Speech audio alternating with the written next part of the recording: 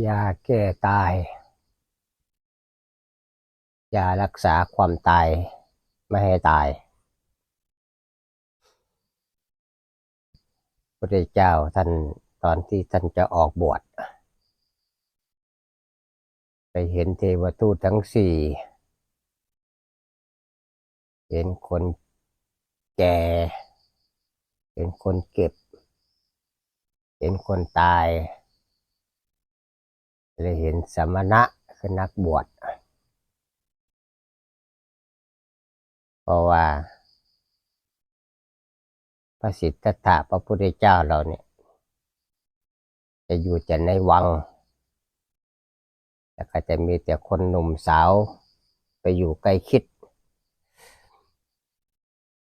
แต่พอโตขึ้นจะปกครองบ้านเมืองเนาะเป็นกษัตริย์ก็เลยได้ไปเที่ยวดูตามรอบบ้านรอบเมืองไปกับนายชนะ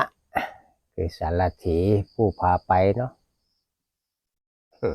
โชเฟอร์สมัยก่อนก็รถม้าเนาะขับไปก็เห็นคนแก่ก็นั่งงกเงินเดินก็ลำบากไปเห็นก็เลยถามนายชนะว่านี่คือใครนายชนะก็บอกว่านี่แหละคือคนแก่พระเจ้าข้าก็เลยว่าเราจะแก่ไหมนายชนะว่าทุกคนเกิดมาแล้วต้องแก่เหมือนกันหมดโอ้เห็นคนแก่แล้วก็คงจะลำบากไปไหนมาไหนก็ลำบากเดินก็ลำบากเงินหูก็ตึงตาก็ฟังแล้วก็ไปเห็นคนเจ็บคนป่วยเห็นเขานั่งเห็นเขาป่วยหน้าตาก็ไม่ยิ้มแย้มแจ่มใสหน้าตาขุ่นมัวหน้าตาก็เจ็บปวดก็ดิ้นรนพอไปเห็นพระสิทธัตถะเนี่ยก็เลยเข้าไปช่วยนายชนะก็บอกว่าอย่าไปใกล้เขา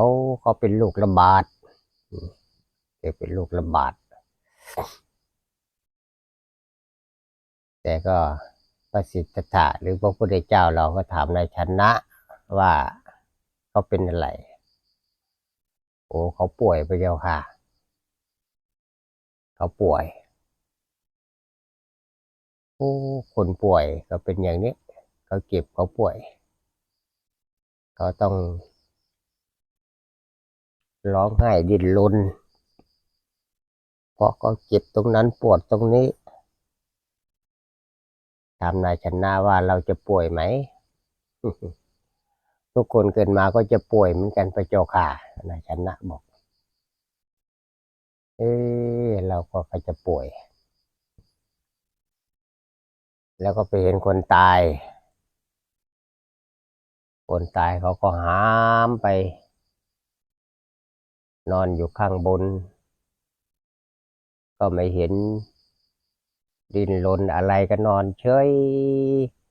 คนหามไปญาติพี่น้องก็ร้องไห้ไปพอร้องไห้ไปก็เลยถามนายชนะว่าเขาเป็นอะไรโอ้เขาตายพระเจ้าค่ะเขาตายเขาไม่หายใจเขาหมดลมหายใจแล้วไม่มีความรู้สึกอะไรแหละก็เลยบอกว่าเราจะตายไหมชนะทุกคนเกิดมาก็จะตายไม่เรียกชั้นวรรณะจะจนจะรวยจะสวยจะงามก็ตายกันหมดทุกคนก็ตายพระเจ้าค่ะนะชนะบอกโอ้เราก็จะตายก็เดินตามไปดูเขาก็เอาขึ้นกองฟอนเขาก็ไฟจุดญาติพี่น้องก็ร้องไห้ตามคนตายก็อยู่ข้างบนกองฟอน ก็นอนเฉยคนตายไม่รู้เรื่องละพอวิญญาณออกจากร่างโอ้เราก็จะตายแล้วก็ไปเห็นสมณะคือนักบวชนั่งสงบ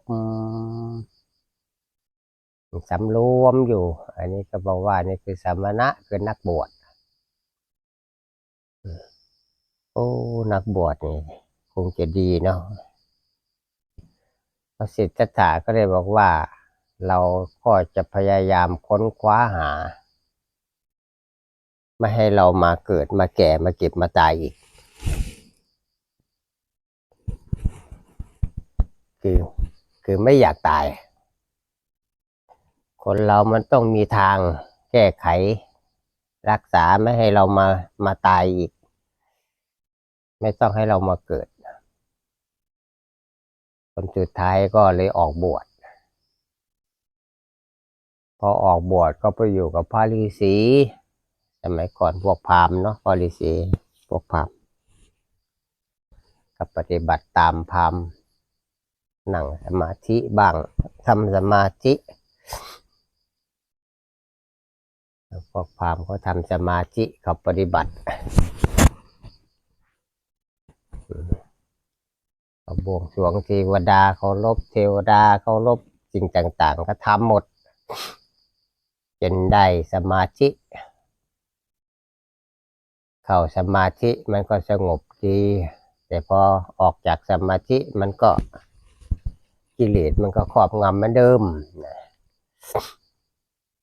คนสุดท้ายก็เลยแสวงหาก็ไปดูก็พิจารณาดู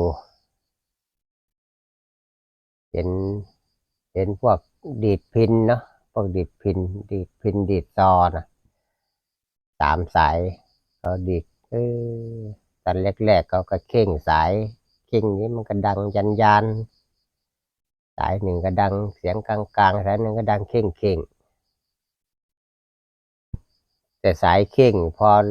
เข่งไปนานๆไปก็สายขาดพระเจ้าว่าเราจะอยู่สายกลางดีกว่าสายต่ำๆมันก็ต่ำเกินสายเข่งมันก็เข่งเกินก็เลยมาอยู่ในสายกลางก็ปฏิบัติทางใจนั่นแหละทางใจคือนั่งสมาธิก็ทำทางใจมาเดินจงกรมนั่งสมาธิก็อยู่มาวันหนึ่งก็ได้เกิดสติเกิดปัญญาเห็นธรรมะขึ้นมาเห็นธรรมะเริ่มต้นเห็นมาก็ตั้งแต่เทวทูตทั้ง4เกิดแก่เก็บตายพอออกบวชก็มาเห็นเรียกว่าอริยสัจ 4ทุกข์สมุทัยนิโรธมรรคคือเห็นธรรมะเบื้องต้นเห็นทุกข์เพราะกายทุกข์ใจทุกข์เพราะร้อนเพราะหนาวสมุทัยคือเหตุแห่งทุกข์ตามองเห็นรูปหูฟังเสียงจมูกดมกลิ่นทำให้เกิดทุกข์นี่คือเหตุนิโรธคือเครื่องดับทุกข์เพราะสิ่งเหล่านี้มันเป็นทุกข์ก็ไม่ไปทุกข์แล้วก็มรรคมีองค์8สัมมาทิฏฐิสัมมาสังกัปโปสัมมาวาจาสัมมากัมมันโตสัมมาอาชีโวสัมมาสติสัมมาสมาธิที่สวดในธรรมจักรเรียกว่ามรรคคือทางเดินไปสู่ความพ้นทุกข์ก็แยกออกมามีศีลสมาธิปัญญามรรค8 ข้อแยกว่าเป็น3 ข้อใหญ่